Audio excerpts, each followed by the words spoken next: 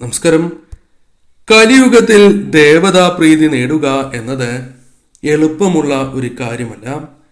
പെട്ടെന്ന് ഫലം ലഭിക്കുക എന്നത് സാധ്യമുള്ള കാര്യമല്ല.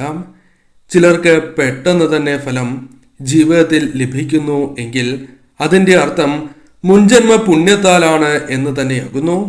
ചിലർക്ക് ഒറ്റ വിളിയിൽ തന്നെ ഗുണാനുഭവങ്ങൾ വന്നു ചേരുകയും പലർക്കും ഈ ഫലം എളുപ്പത്തിൽ ലഭിക്കണം എന്നുമില്ല. അനേക നാളത്തെ ഉപാസനയിലൂടെ പ്രാർത്ഥനയിലൂടെ ഫലം ആകാം ഇപ്പോൾ നാം അനുഭവിക്കുന്നത് എന്ന കാര്യവും ഓർക്കേണ്ടതായിട്ടുണ്ട്. എന്നാൽ കലിയുഗത്തിലും ഭക്തരുടെ അടുത്തേക്ക് അതിവേഗം എത്തിച്ചേരുന്ന ചില ദേവതകളുണ്ട്. ഇവരുടെ പ്രത്യേകതയാണ് ഇത്.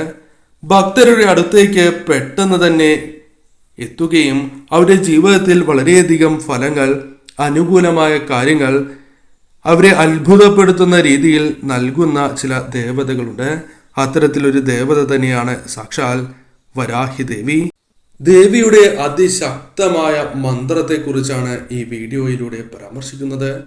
ഏവരും അമ്മയെ മനസ്സിൽ ധ്യാനിച്ചുകൊണ്ട് വജ്രഘോഷം എന്നോ പോട്രിനി എന്നോ വർത്താളി എന്നോ കമന്റ് ബോക്സിൽ രേഖപ്പെടുത്തുവാൻ ശ്രമിക്കുക.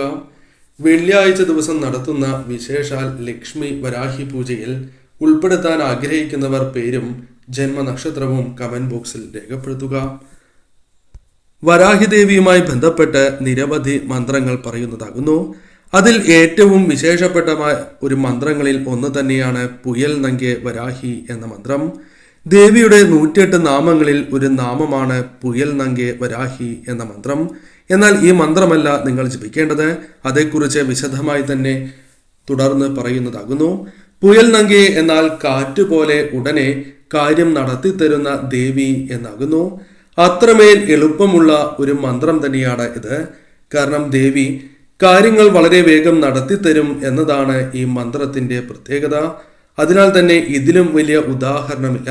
അതായത് ഈ മന്ത്രം ജപിച്ചാൽ പോലും വളരെ എളുപ്പം അഥവാ കാറ്റിന്റെ വേഗതയിൽ വന്ന് ദേവി കാര്യങ്ങൾ നടത്തിത്തരും എന്നതാണ് വാസ്തവം. വിളിച്ചാൽ വിളിപ്പുറത്താണ് അമ്മ. ഇത് പലരുടെയും അനുഭവം തന്നെയാകുന്നു. അതിനാൽ വാസ്തവമാണ് എന്ന് ഏവരും പറയും. അനേകം ഭക്തരുടെ അനുഭവമാണ് എന്ന് നിസ്സംശയം പറയാം. അതിനാൽ തന്നെ ഒരു വ്യക്തിയുടെ ജീവിതത്തിൽ പ്രധാനമായും ശത്രുദോഷം വന്ന് ചേരുന്നതാകുന്നു.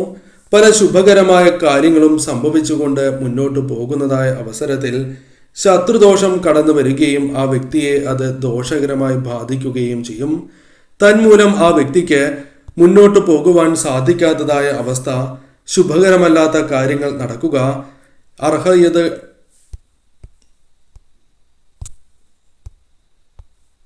അർഹതയുണ്ടായിട്ടും ആ കാര്യങ്ങൾ ലഭിക്കാതിരിക്കുക, ദൃഷ്ടിദോഷം ബാധിക്കുക, സ്തംഭനദോഷം ബാധിക്കുക, വാക്കുദോഷം, അതേപോലെ തന്നെ ഇത്തരത്തിലുള്ള ദോഷങ്ങളാൽ വലയുന്നവർക്കും അമ്മ എന്നും താങ്ങും തണലും തന്നെയാകുന്നു. അമ്മയുടെ വിശേഷമാർന്ന വാക്കുകൾ, വജ്രഘോഷം മുതലായ വാക്കുകൾ നിത്യവും ഉപയോഗിക്കുന്നതിലൂടെ ഉടനെ തന്നെ അവരുടെ ജീവിതത്തിൽ അനുകൂലമായ ഫലങ്ങൾ വന്നു ചേരും. ആർക്കും ഏത് സാഹചര്യത്തിലും ഉപയോഗിക്കുവാൻ സാധിക്കുന്നതായ ഒരു മന്ത്രം തന്നെയാണ് ഇത്. അതായത് ഏത് വ്യക്തിക്കും ഏത് അവസരത്തിലും അമ്മയെ ഈ മന്ത്രങ്ങൾ ഉപയോഗിച്ച് പ്രാർത്ഥിക്കാവുന്നതാകുന്നു.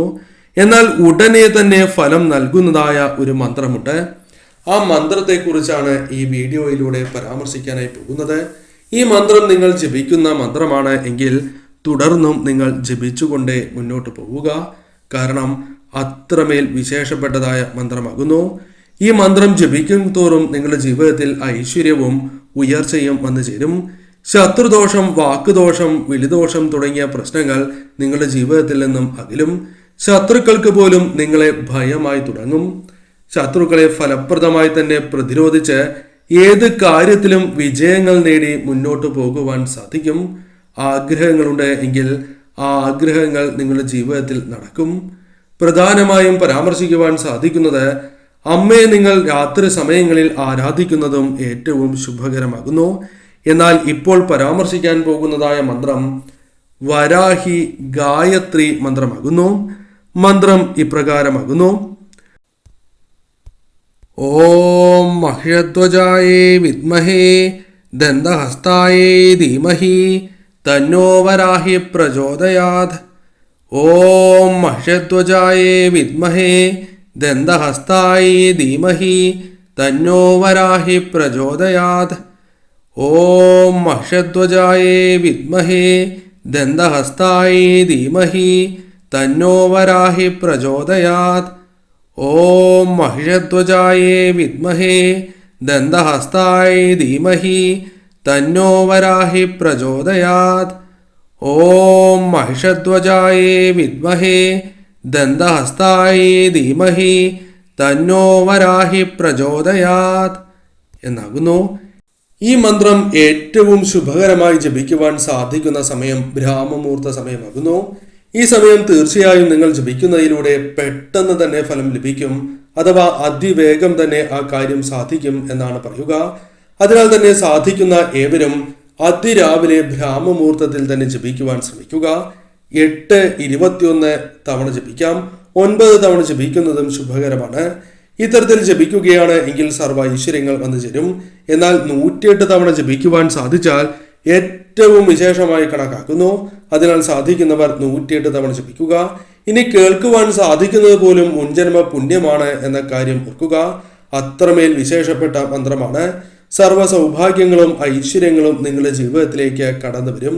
സാധിക്കുന്നവർ, അതായത് ഇത്തരത്തിൽ ജപിക്കുവാൻ സാധിക്കുകയാണ് എങ്കിൽ അത് ഏറ്റവും ഭാഗ്യം.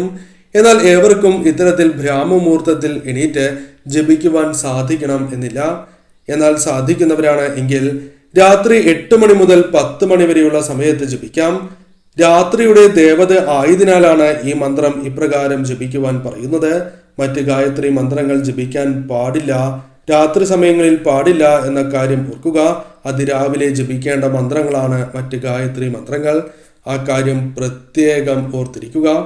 രാത്രിയുടെ ദേവതയായതിനാൽ തന്നെ ത്രിദേവിമാരുടെ അനുഗ്രഹം, ശക്തി നിങ്ങളുടെ ജീവിതത്തിലേക്ക് കടന്നു വരാൻ ഏറ്റവും ശുഭകരമാണ് ഈ സമയം മന്ത്രം ജപിക്കുന്നത്.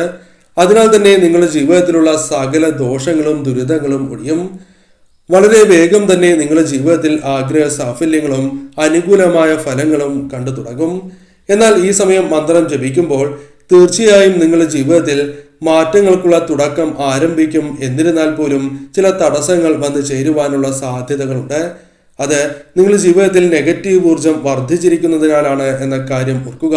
മന്ത്രം ജപിക്കേണ്ടതില്ല, അത്തരത്തിലുള്ള ചിന്തകൾ മനസ്സിലേക്ക് വരാം, അല്ലെങ്കിൽ സമയം തെറ്റിപ്പോകാം. ഇത്തരത്തിലുള്ള കാര്യങ്ങൾ നിങ്ങൾക്ക് സംഭവിക്കാം. അത് നെഗറ്റീവ് ശക്തികളുടെ കാരണത്താലാണ് ഇത്തരത്തിൽ സംഭവിക്കുന്നത് എന്ന കാര്യം പ്രത്യേകം ഓർക്കുക. അതിനാൽ നിശ്ചയദാർഢ്യത്തോടെ അമ്മയെ മനസ്സിൽ ധ്യാനിച്ചുകൊണ്ട് തന്നെ ഈ മന്ത്രം ജപിക്കുവാൻ നിങ്ങൾ ശ്രമിക്കുക. ത്രിദേവിമാരുടെ കടാക്ഷം തന്നെ നിങ്ങളുടെ ജീവിതത്തിലേക്ക് വന്നു ചേരും. അതിനാൽ സകല ദോഷങ്ങളും ദുരിതങ്ങളും മാറുകയും ഉയർച്ച വന്നു ചേരും. എന്നാൽ ശുദ്ധി ആവശ്യമാണ് എന്ന കാര്യം പ്രത്യേകം ഓർത്തിരിക്കേണ്ടതാകുന്നു. ഇടയ്ക്ക് തെറ്റിച്ച് ജപിക്കുവാൻ പാടുള്ളതല്ല. അതിനാൽ മുടങ്ങാതെ തന്നെ ജപിക്കുവാൻ പ്രത്യേകം ശ്രമിക്കുക. നിത്യവും ഈ മന്ത്രജപം ശീലമാക്കുന്നതും ഏറ്റവും ശുഭകരമാണ്. അപകടങ്ങൾ പോലും നിങ്ങൾക്ക് തരണം ചെയ്യുവാനോ അപകടങ്ങൾ അടുക്കാതിരിക്കുവാനോ സഹായകരമാണ്. തീർച്ചയായും അശുദ്ധി സമയങ്ങളിൽ ഈ മന്ത്രം ജപിക്കുവാൻ പാടില്ല എന്ന കാര്യവും ഓർക്കുക. കാരണം ഗായത്രി മന്ത്രമാകുന്നു. തീർച്ചയായും ഈ സമയം വിളക്ക് തെളിയിച്ച് ഈ മന്ത്രം ജപിക്കുന്നത് ഏറ്റവും ശുഭകരമാണ്. രാത്രിയുടെ ദേവതയാണ് ദേവി. അതിനാൽ തന്നെ ഈ സമയം വിളക്ക് തെളിയിച്ച് ആരാധിക്കുന്നതിലൂടെ ഏറ്റവും ശുഭകരമായ ഫലങ്ങൾ വന്നു ചേരും. ദേവി ക്ഷേത്രത്തിൽ ഈ സമയം തീർച്ചയായും നിങ്ങൾ ദേവിക്കായി പുഷ്പങ്ങൾ സമർപ്പിക്കുന്നതും ശുഭകരമാണ്. കൂടാതെ ദീപാരാധന തൊഴുന്നതിലൂടെ അതിവേഗം ഫലം ലഭിക്കും എന്ന കാര്യവും ഓർക്കുക. അതായത് ഈ മന്ത്രങ്ങൾ ജപിച്ചു തുടങ്ങിയാൽ തീർച്ചയായും ദേവീക്ഷേത്രത്തിൽ പോകുകയും ദീപാരാധന തൊഴാൻ ശ്രമിക്കുന്നതും ശുഭകരമാണ്. ഇനി അഥവാ ദീപാരാധന നിങ്ങൾക്ക് തൊഴാൻ സാധിക്കുന്നില്ല എങ്കിൽ മറ്റ് സമയങ്ങളിലെ പൂജകളിൽ നിങ്ങൾക്ക് ഭാഗമാകാം. അതായത് അതിരാവിലെ തൊഴാം. ഇത്തരത്തിൽ ശ്രമിക്കുന്നതിലൂടെ സർവ്വ ഐശ്വര്യങ്ങൾ തന്നെ വന്നു ചേരും എന്ന കാര്യം ഓർക്കുക. പല രീതിയിലുള്ള തടസ്സങ്ങൾ മുൻപ് പരാമർശിച്ച പോലെ വന്നു ചേരാം. അതെല്ലാം തരണം ചെയ്യുവാൻ ദേവിയെ മനസ്സിൽ ആരാധിക്കുന്നതിലൂടെ നിങ്ങൾക്ക് സാധിക്കും. നിത്യവും ജപിക്കുക. സർവ്വ സൗഭാഗ്യങ്ങളും ഐശ്വര്യങ്ങളും ദേവി കടാക്ഷത്താൽ നിങ്ങളുടെ ജീവിതത്തിൽ വന്ന് ഭവിക്കുക തന്നെ ചെയ്യും. ഏവർക്കും അറിയാം, വിളിച്ചാൽ വിളിപ്പുറത്താണ് അമ്മ. ആ കാര്യം ഏവരും ഓർത്തുകൊണ്ട് തന്നെ ഈ മന്ത്രം ജപിക്കുവാൻ നിത്യവും ജപിക്കുവാൻ ശ്രമിക്കുക.